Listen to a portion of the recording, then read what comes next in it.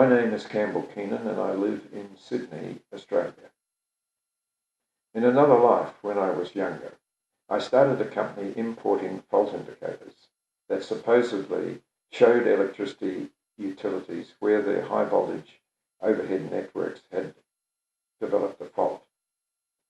These were quite crude and, in my opinion, dumb on-off devices that were mounted all over an electricity network and flashed a light when the fault had passed their location.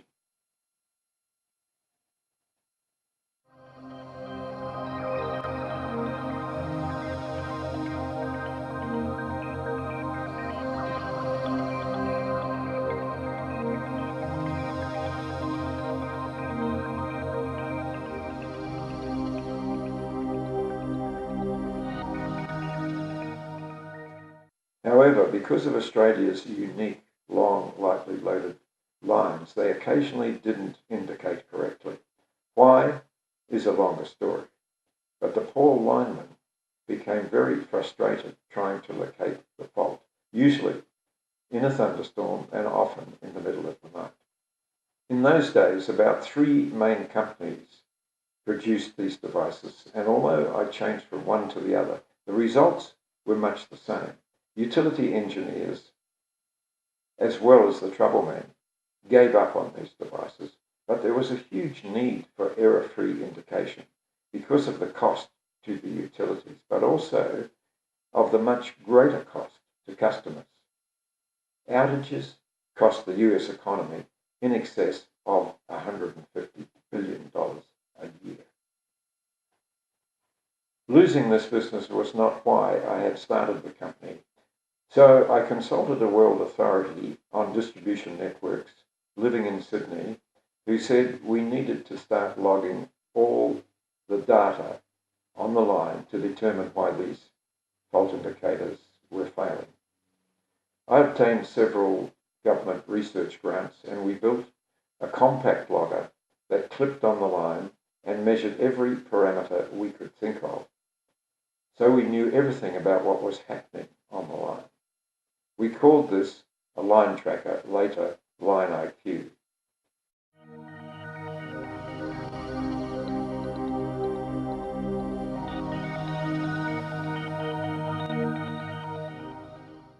From this data, we built software that identified the fault correctly every time. And in real time, we reported all the data back to the utility control room using the cellular or a wireless network.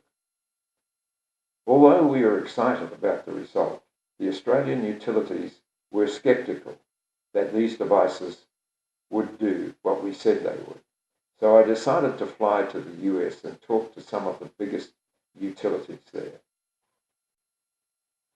We were the first company in the world to have developed such technology, and the US utilities were so impressed that the 9 we visited all bought trial samples. They told us while it was great we had solved the problem of providing reliable fault indication, the real value was in the extra data we provided at such low cost, as it had been too expensive previously to gather this data. But it was very important to many departments in the utility. At last, they would know what was happening on their networks. Most of them don't know what's going on. We opened an office in Denver, floated the company to provide funding, and began exhibiting at various utility conventions. At this stage, our company was hot, and one of the world's largest electrical engineering companies approached us with a buyout proposal. During subsequent negotiations, they valued our company's potential at $210 million. Fortunately, we had taken out several international patents on the line tracker, which added much value to the product potential. Utilities could now fit these line trackers all over their networks. The total market is huge, worth billions. What this demonstrates is the power of innovation and how it sets a company apart. Innovation grows businesses quickly because usually it involves an idea no one has thought of before.